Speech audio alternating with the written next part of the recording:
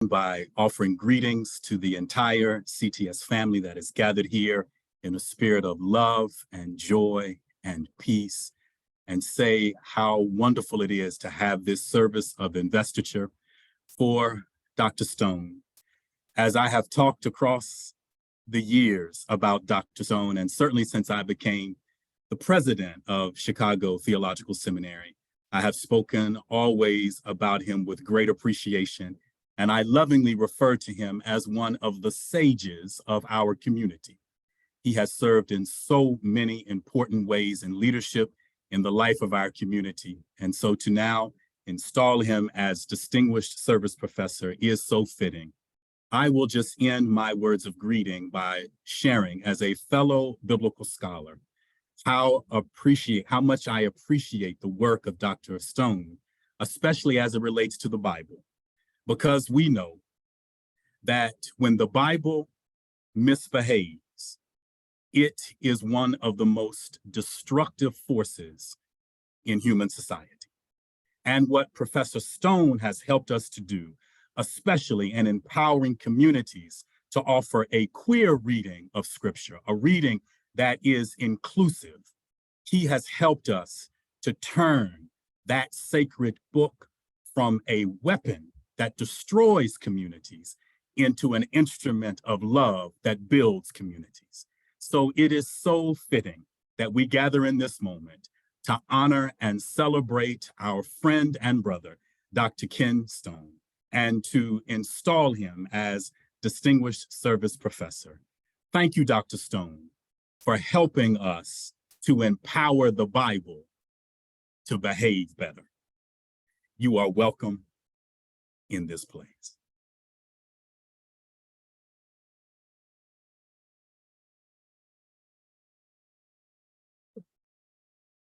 In July 2004, CTS issued a call inviting gifts to a newly established Distinguished Service Endowment Fund.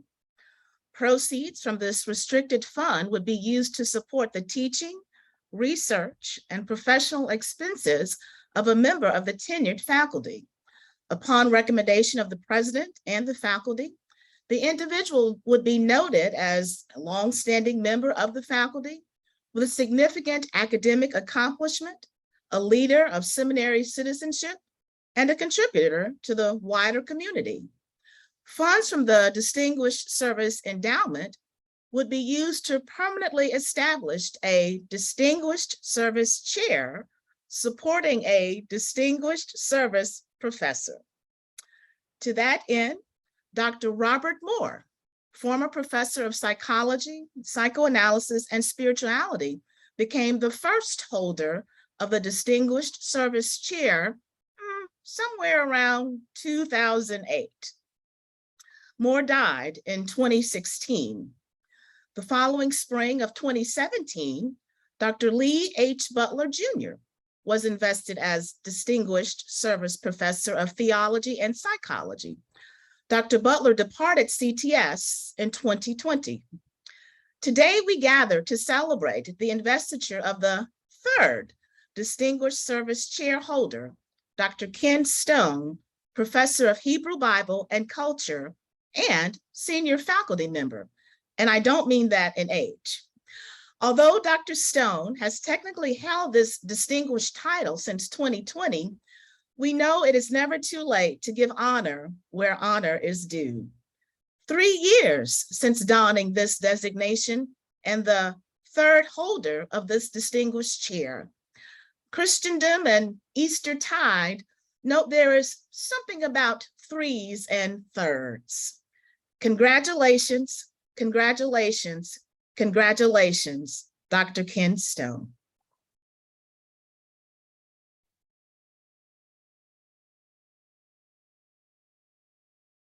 It is my honor and privilege to share a brief remark about Professor Ken Stone on this momentous and joyful occasion.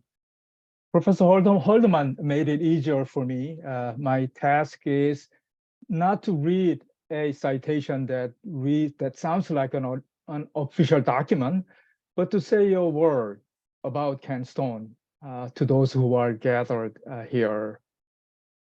So what should I say about Ken Stone? We all know about his academic achievements, which are both brilliant and enormous. But I'm not going to gloss over that. But I confess the first thing that comes to me as I think about Ken is what his presence at CTS has meant for our common history. He came to us in 1996 at a watershed moment in our history. Allow me to digress just a little. When the Federated Theological Faculty dissolved in 1960, CTS was in a rush to find classrooms to teach the students, as the old CTS building had no space dedicated to classrooms. But we also had to create an entirely new vision and curriculum for the seminary. The new curriculum that guided CTS's pedagogy for the next 3 decades was widely considered to be one of the most creative and original theological curriculum in the country. But when the 1990s came around, the faculty decided that it was time for a new vision and new thinking at CTS, one that would make us more open and more hospitable to all the people of God who were marginalized in our society and beyond. In my view, that was the moment through which CTS was transformed from being a good liberal institution to a progressive institution. The faculty drafted a new vision, mission, and commitment statement to shape and to guide the new CTS. Professor Ken Stone was one of the first faculty to be hired under this new CTS vision. Looking back at the history of the last 27 years, nobody has embodied our promise to the world made in that vision, mission, and commitment statement better than Professor Ken Stone. He did it in classrooms. He did it as a mentor to so many students. He did it as a scholar and an author. He did it as a colleague and a friend. And he did it as an administrator who directed our PhD program and served as an academic dean for more than 10 years. Ken Stone has always been a gifted teacher. He not only taught students how to read the Bible in ways that both respect its original context and speak to the context out of which the Bible was being read, but he also introduced theories of reading and theories of interpretation as the tools with which to read the Bible critically. Multiple disciplines of humanities were brought into conversation in his courses for PhD students, from queer studies to gender studies, from critical theory to post-colonial theory, from literary studies to cultural theories, from animal studies to ecological studies, from Judith Butler to Michel Foucault and to Mary Douglas. Seemingly nothing of intellectual and scholarly consequence escaped Professor Stone's attention. His careful, interdisciplinarily informed approach to teaching helped our students to become the best scholars that they could become. The many books that he authored and edited in addition to dozens and dozens of articles in his name, earned him national and international recognition as a preeminent scholar of the Hebrew Bible. It's hard to imagine, for instance, of someone anywhere claiming to do a serious work in the queer reading of the Hebrew Bible without invoking the name of Ken Stone. His books consistently had similar effects. More recently, his book, Reading the Hebrew Bible with Animal Studies, became a must-read for people who are interested in how the Hebrew Bible and animal studies intersect. Reading the book, you realize that it is Ken Stone through and through. The interdisciplinary nature of this book, engagement with critical theory, and careful deployment of hermeneutical strategies shine forth in the book. But what also shines forth in the book is his concern for the marginalized, for the oppressed, and his desire to have us think differently and have us read differently and have us re-examine our inherited assumptions toward greater openness, toward greater mercy and justice of God in the world. Over the years, Ken took on many administrative duties at CTS, both as PhD Center Director and as Academic Dean. He guided us through many difficult moments and occasions. Who knew he had more to give to CTS beyond his gifted teaching and brilliant scholarship? But he did. I don't even want to count how many committees he chaired over the last 27 years, and let the rest of us simply rely on his wisdom and skillful guidance. His dedication to CTS has been truly exemplary. I have no doubt that many of the tasks he took on took time and energy away from the things that he cherished doing, that is thinking and writing. His extraordinary service to the seminary stems from his belief in our common vision and commitment, and from his love of our institution, its community, and its history. But it may also come from a recognition that he was and is called to play a significant role in embodying the vision of this new CTS, in keeping it going into the future as a place of welcoming vision, or place of learning for all who seek to serve the justice and mercy of the divine. Celebrating on this occasion the investiture of Ken Stone as the Distinguished Service Professor, we should, recognizing all the exemplary work he has done for our institution, both as a teacher and a scholar, and as a friend and as an administrator. We must, but I believe we must do one more thing, that is to acknowledge that we at CTS all owe him a debt of gratitude for all that he has done and for all that he has been for us and with us. And that is how I would end my remarks, by simply saying, thanks. Thanks, Ken.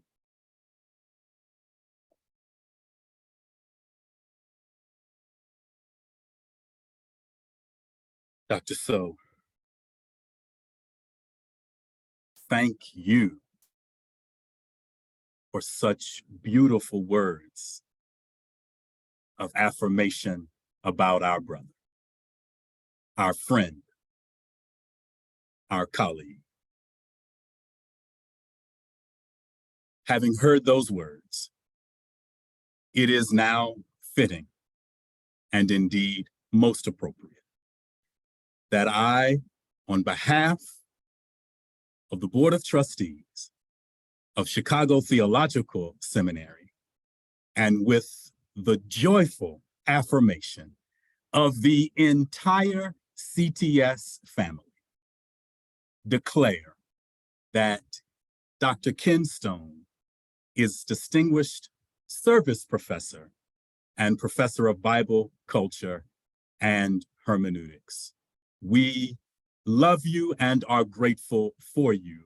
And I invite now those gathered in this moment to, as you are led, unmute, put in the chat, wave your hands of celebration and love. Somehow let our brother know how much we appreciate him and are grateful for all he has done and for who he is.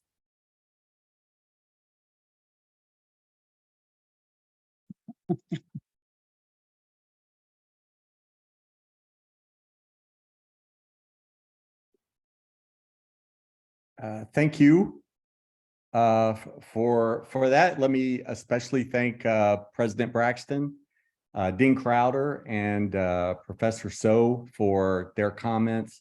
I also want to thank the Board of Trustees for approving my appointment as Distinguished Service Professor, as well as our previous president, Dr. Stephen Ray, for nominating me to the chair.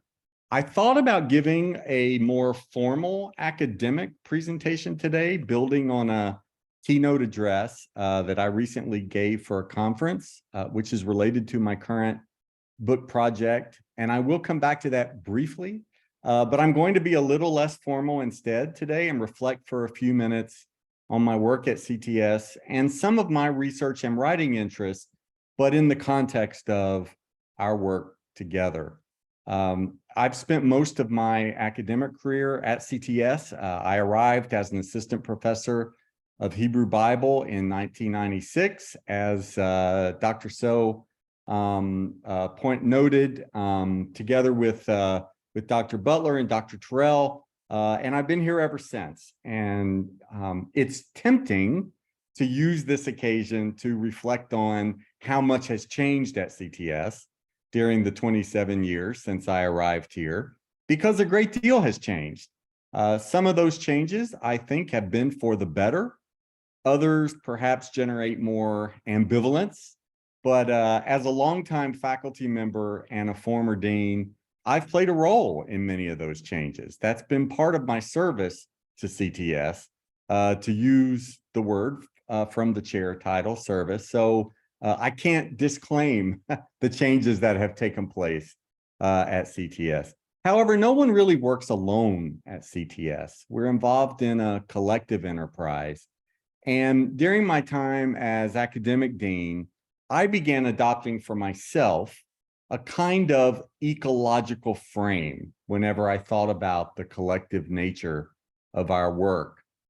In fact, I remember hiking with my partner, Adolfo, in the Rocky Mountains and reflecting on the complex ecological nature of the particular environment where we were near the Continental Divide.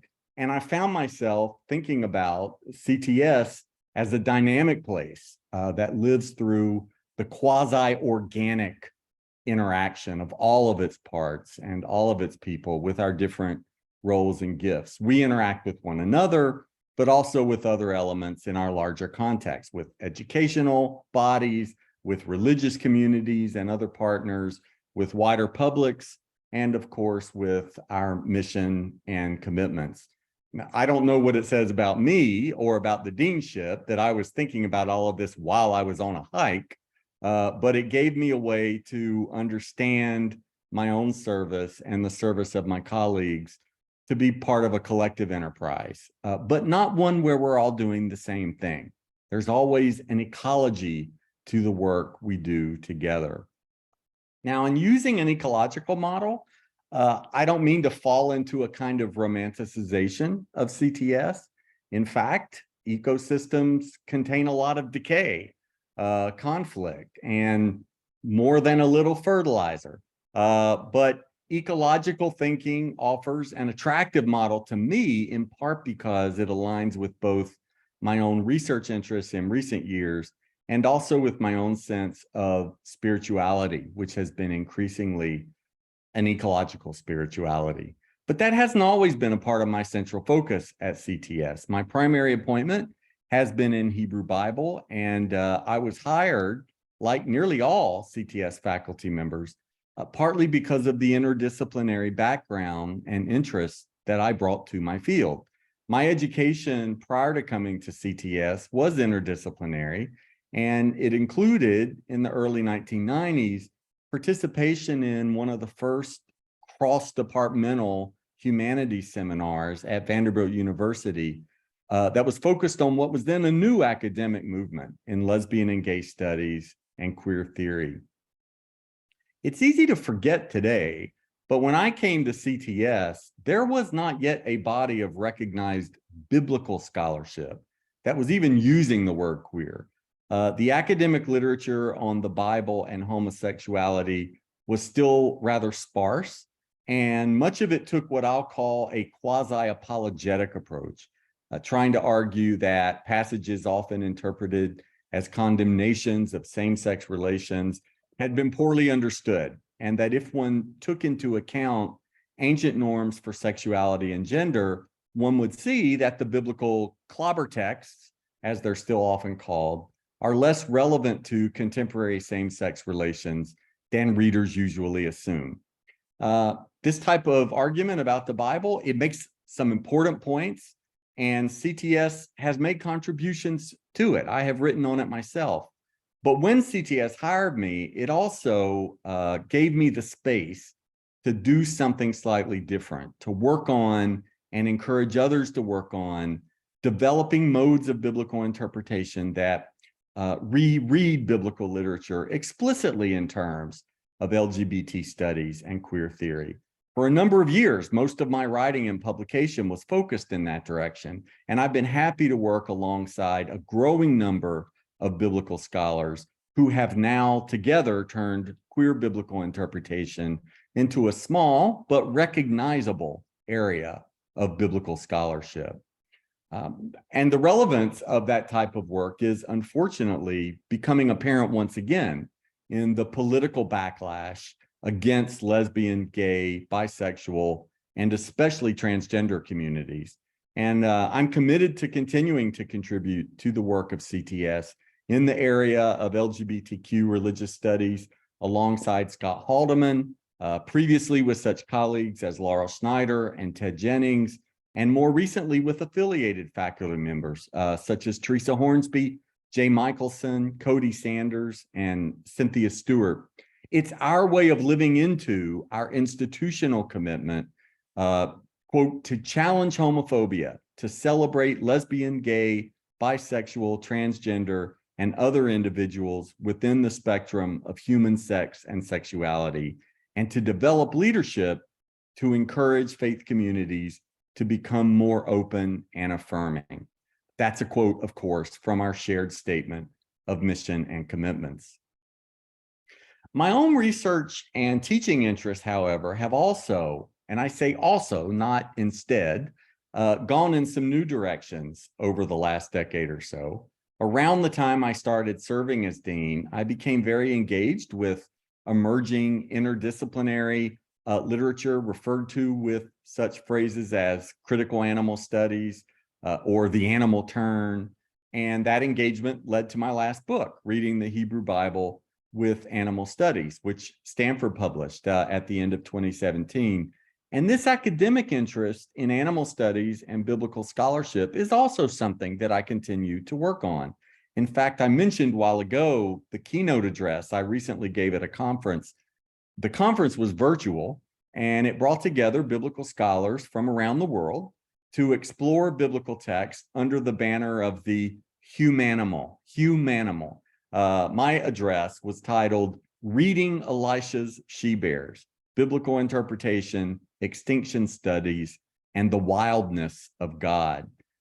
It gave me a chance to engage a biblical story that I have loved discussing with CTS students for years, something I noted at the conference. In 2 Kings 2, as some of you may recall, a large group of boys or young men insult Elisha by telling him, "Go away, bald head, go away, bald head."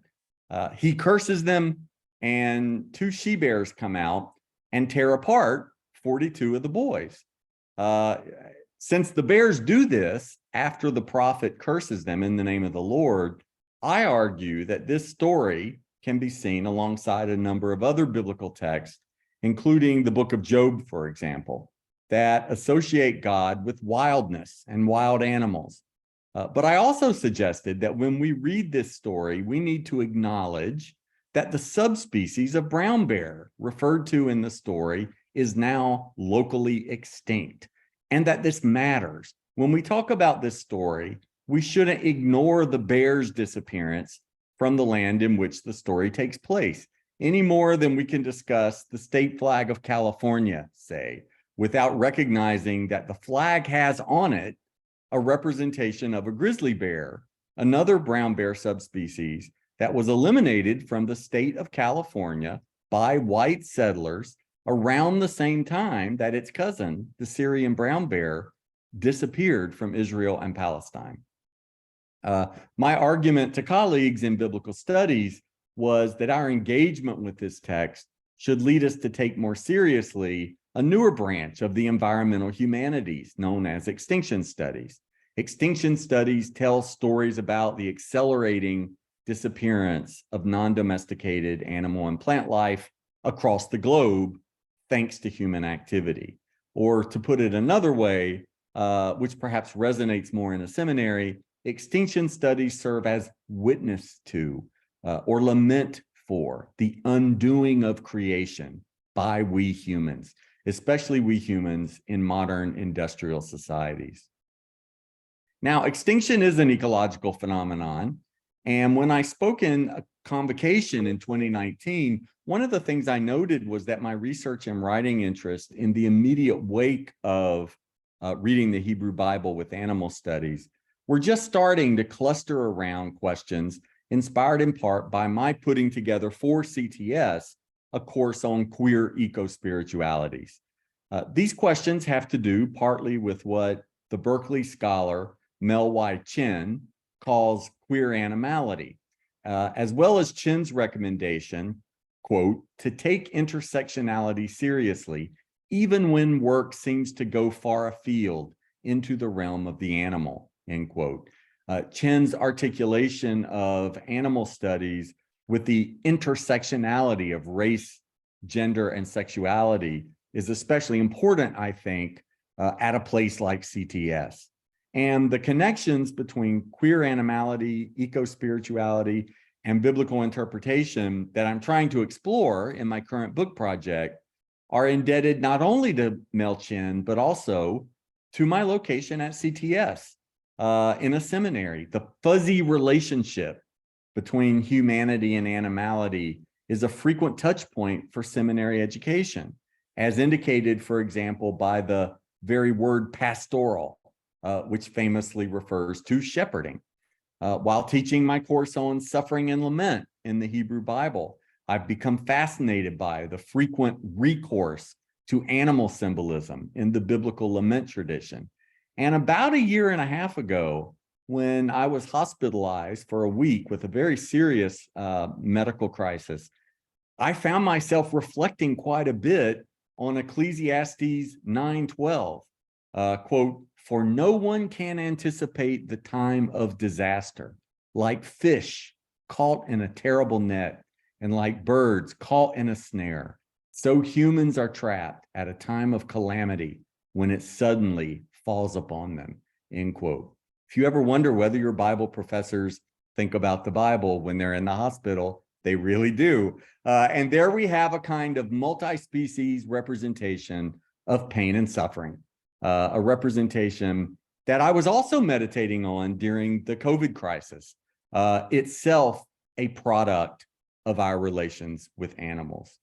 And one of the things I've been thinking about as part of a queer ecological spirituality is the fact that queer biblical interpretation and ecological biblical interpretation both have a certain stake in the use of biblical creation texts. The early chapters of Genesis have often been read in support of both normative patriarchal heterosexuality and the domination of nature. So we need to look again at Genesis in the context of a queer eco-spirituality, but we also have to resist the assumption that everything we need to say about creation in the Bible can be found in Genesis. We also need to look, for example, at a text like Psalm 104, which I've written about elsewhere and spoken about a number of times at CTS. I don't have time to read this beautiful psalm here, but in it, we find a celebration of the creation and sustenance of living creatures that lacks any hint of such familiar notions as human dominion, the fear of humans on the part of other animals, or the creation of humans alone in the image of God, all of which do appear in Genesis. Psalm 104 isn't interested in any of that.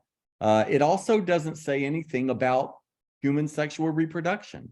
The emphasis falls rather on the fact that all creatures, human and animal, depend on God for sustenance and habitat, and for the spirit or breath of God that creates humans and other animals, allowing all of us to live as God's spirit or breath becomes our spirit or breath. When I think about biblical interpretation and eco-spirituality, I find myself advocating for an alternative account of the Bible in which Psalm 104, which seems to have been inspired in part by Egyptian literature, becomes our primary point of orientation around creation, rather than being subordinated to better known texts in Genesis. We might even seize on the significance of the word spirit or breath in Psalm 104, as well as Genesis, to find support for a spirituality. Let's call it a spirituality of humanimality, since it encompasses all creatures, but also a material spirituality that articulates spirit with bodies, food, habitat, and soil. Now, as with my queer work, I consider this part of my teaching and writing to be carried out in service to our mission and commitments. The CTS statement of mission and commitments hasn't always included a commitment around ecology and creation during my years at CTS, but it does include one now. It isn't as robust as I would personally prefer, but it is there. And I think CTS is the type of place that is well positioned to produce more exciting and intersectional work around ecological concerns, such as that represented, for example, by the Eco-Womanist project of Candace Laughinghouse, one of our PhD students who just passed her oral dissertation exam last week. But then, sort of in conclusion, I also want to note that our ecological commitment opens opportunities, perhaps even, I would say, an obligation for more work in public ministry. Just 3 weeks ago, the United Nations Intergovernmental Panel on Climate Change issued one of its periodic reports, and the findings were grim. By the early 2030s, scientists concluded, the Earth is likely to surpass a threshold beyond which, and this is a quote, climate disasters will become so extreme that people will not be able to adapt.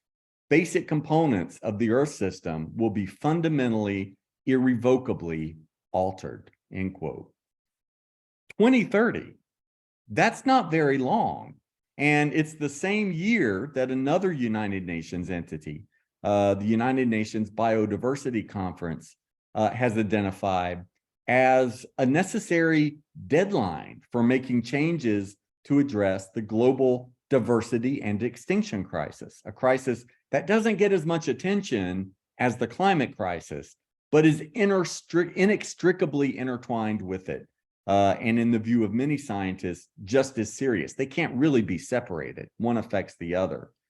By any logical or ethical criterion, these developments, these reports should have captured headlines.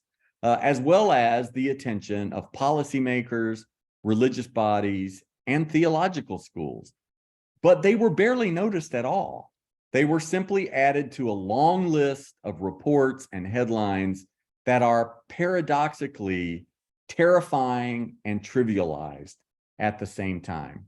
One scientist used quasi-biblical language to refer to all of these reports and headlines about the environment as the apocalypse papers. And we're so used to reports of apocalypse in public spaces that we no longer even pay attention. But religious leaders can change that. Religious leaders should change that. Now, here at CTS, when we think about the early 2030s, to quote from that report, we sometimes worry about whether CTS will even still be open then in any recognizable form. And it's a legitimate concern. Ecosystems, including institutions, can die out. Among other reasons, if they change too rapidly to adapt, or if the circumstances change too rapidly for them to adapt. That's true for seminaries too. But what I want to stress in conclusion is that any sense of foreboding we may sometimes have about the future of CTS or the future of theological education or the future of higher education generally, or the futures of our partners in religious communities. These are all interrelated with fears about the future of our wider ecological world. They're a part of our ecological world. But without that ecological world, none of us have a future. And I hope that in whatever time I have left at CTS, I can encourage all of us to take these ecological questions more seriously and come to understand them as an integral part of our mission and commitment. So thank you for coming, and you can expect me to continue to press us here in this area.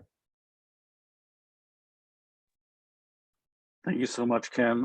So glad to be a part of this celebration and for all that you have done for CTS and the Academy and the religious communities. We thank you once more. We have a little time for discussion, and I've been asked to facilitate that. Of course, Ken, you can take questions by yourself if you'd like. But I wonder if we might start off with the metaphor of extinction. Could you say some more about that?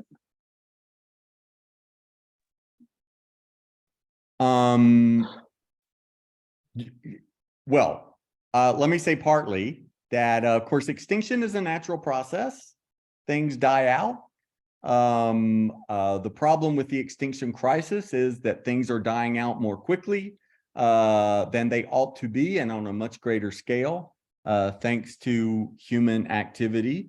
One of the interesting developments in the study of extinction in the humanities has been the fact that once people start thinking about extinction of species, animals, plants, they also start thinking about extinction of humans and extinction of our institutions. And there is a little bit of push and pull around whether or not that's a good idea or not. On the one hand, we need to recognize our own vulnerability to extinction. And on the other hand, doesn't that just become another occasion for anthropocentrism? We're worrying about us again, rather than the species that we're driving to extinction. However, what I like about extinction studies that I was referring to is that, as I said kind of in passing, it focuses on stories. It focuses on stories of extinction, how things became extinct. So it doesn't, or how things are becoming extinct more often. So it doesn't just say that bird was the last bird when it died in the Cincinnati Zoo. It was the last exemplar of its species, right? It talks about the species. Extinction happens over time. Extinction's happening now, so that the disappearance of brown bears in Israel and Palestine, in California, etc. That's part of a process that's continuing to take place, and policy decisions affect it, and religious attitudes towards animals affect it. So all of that is kind of tied up together. I wandered away, as I often do, in response to your question from maybe where you started. But I'll stop there. Well, great. I invite everyone to either raise your hand and ask a question or put a question in the chat, either way.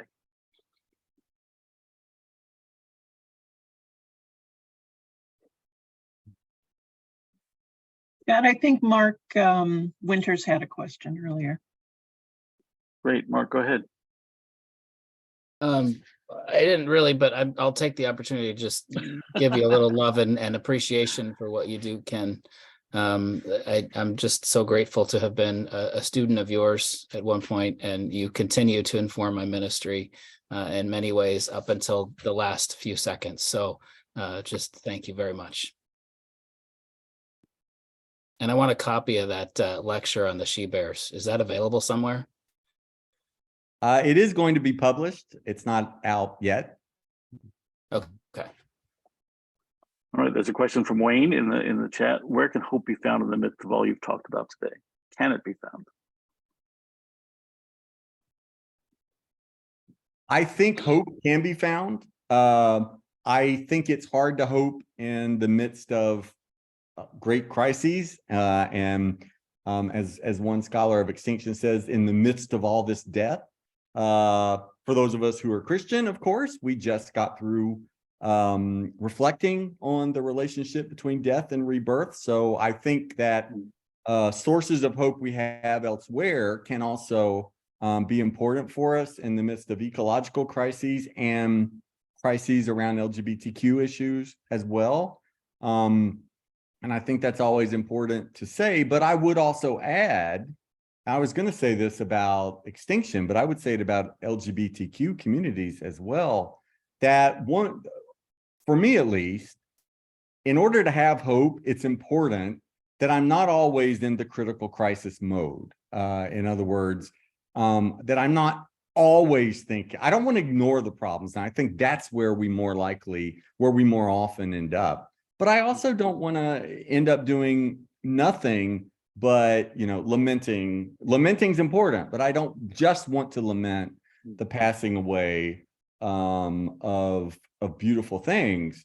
I may have been thinking about CTS when I was hiking in the Rocky Mountains, but I was in the Rocky Mountains and I was thinking about CTS because I was reflecting on the complications of the beautiful space in which I found myself. And when I went back and read the CTS commitment, the most recent version of the CTS statement of mission and commitment, and read the part about creation, which I helped write. Okay, so I was disappointed to see that it's more critical and less appreciative of the beauty and the joy of creation. And I think that with respect to creation and with respect to queer communities, that's one place where hope can be found, in the appreciation of the life that's going on there.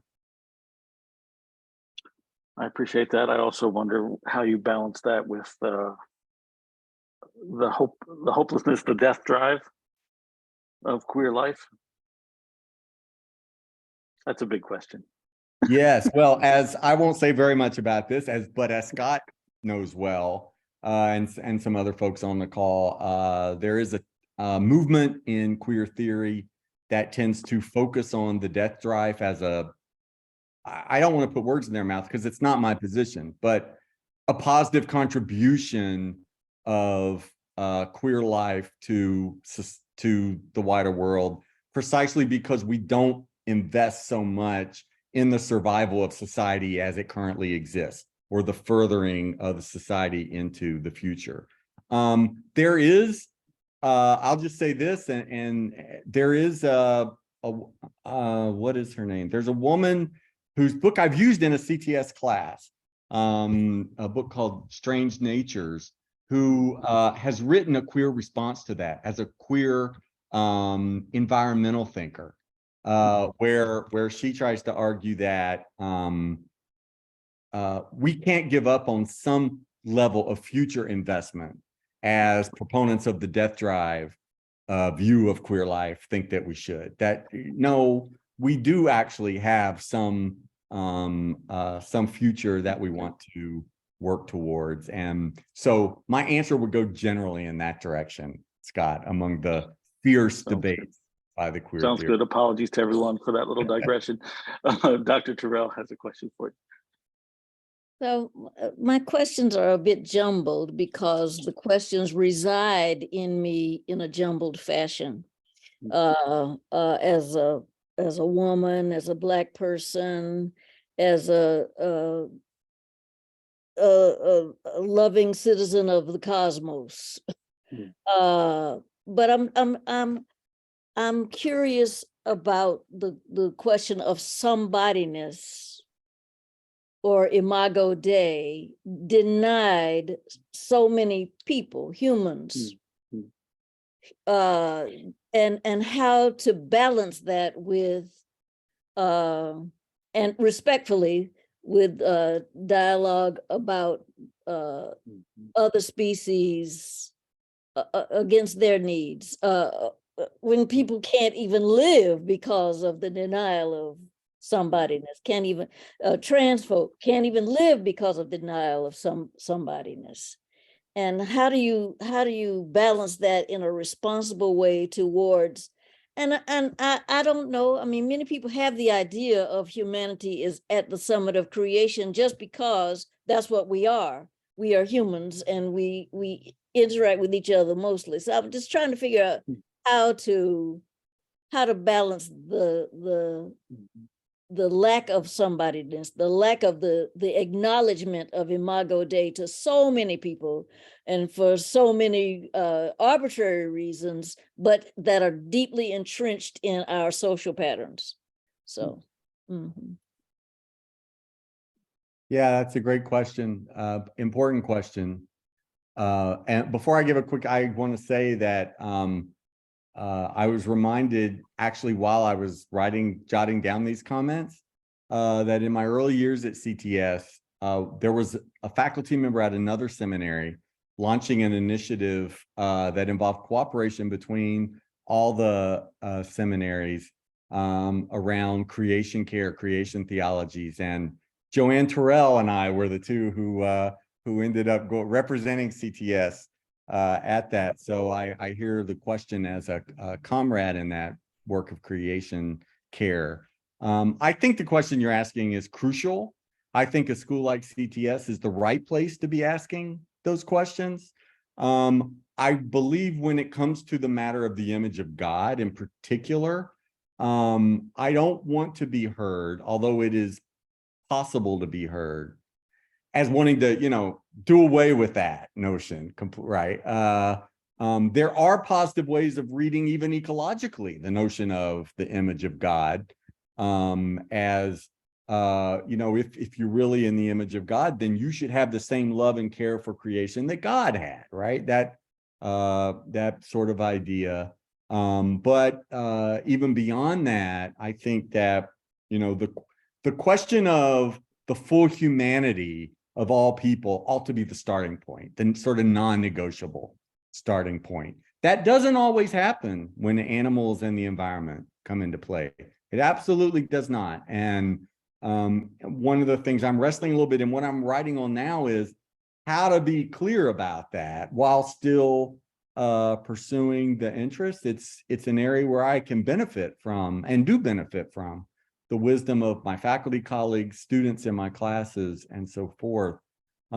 But what I would say is that to the extent that we keep a view of the image of God, partly for the reasons that Professor Terrell was talking about, we should also think about it as we do other parts of the Bible, parts of our biblical traditions, as an image, a doctrine that can have unintended negative consequences if we're not attentive to them.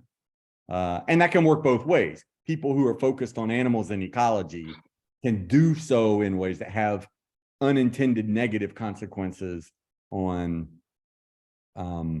other humans. Well, there's more I could say, but I think I'll stop there as an indication of where I would go in answering that. John Thomas has his hand up. Welcome, John. Nice to see you. And please, Nice to see you. And this will be our last question. okay, and Ken, great to see you. Ken was my dean when I was at CTS for a few years, and I'm grateful for that.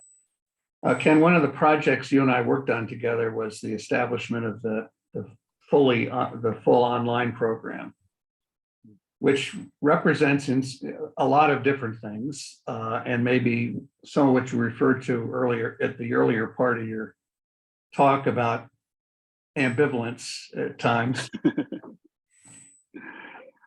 It marked a shift in one sense from a shared urban ecology for the community, yes, to a widely disparate group. Now, you could say it's an expanded ecology, but it also means a loss of a shared sense of place, of a distinctive Chicago culture, of a distinctive mix of racial and ethnic communities and histories.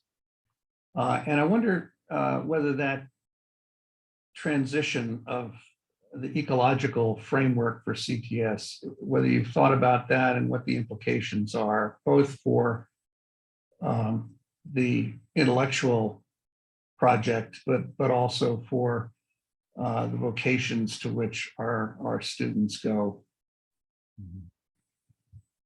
Thanks for that big question.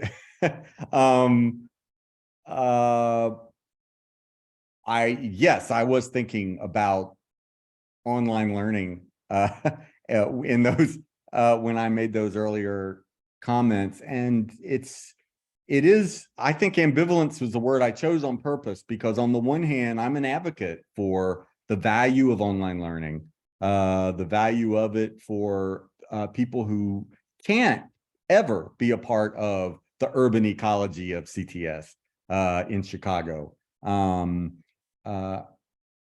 So I think it's very important, it was very important. I won't rehearse all that to make that available. Fall back into my old dean speech. But at the same token, I don't think we really anticipated what the long-term consequences of that. Well, I don't want to say consequences because that's unclear, but the long-term correlate of that was insofar as the sort of disappearance of a lively in-person community at CTS has meant, because the goal, as you well know, John, was to do both, to have both at the same time. And there were fears that that wouldn't work. And I think over time, either because of our greater reliance on online learning, or that together with shifts that seem to be happening across theological education, there is a loss of a certain type of community, in-person community, that's been valuable to almost everyone on this call. And I think we should lament that. I think we should acknowledge that loss and lament it. Thinking about it ecologically, I'm also asking myself, okay, where are we in the adaptation stage? This didn't go exactly like we predicted. How do we adapt to the environment we do have now? What are all the factors?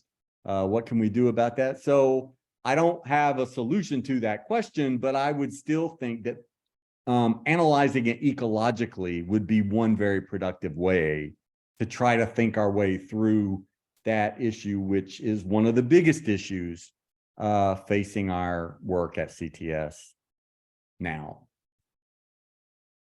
Thanks, Ken. Thanks, John. Thanks for all of you who were here. Very much appreciate your presence. Please express your congratulations to Ken one more time, and have a great day. Thank you so much.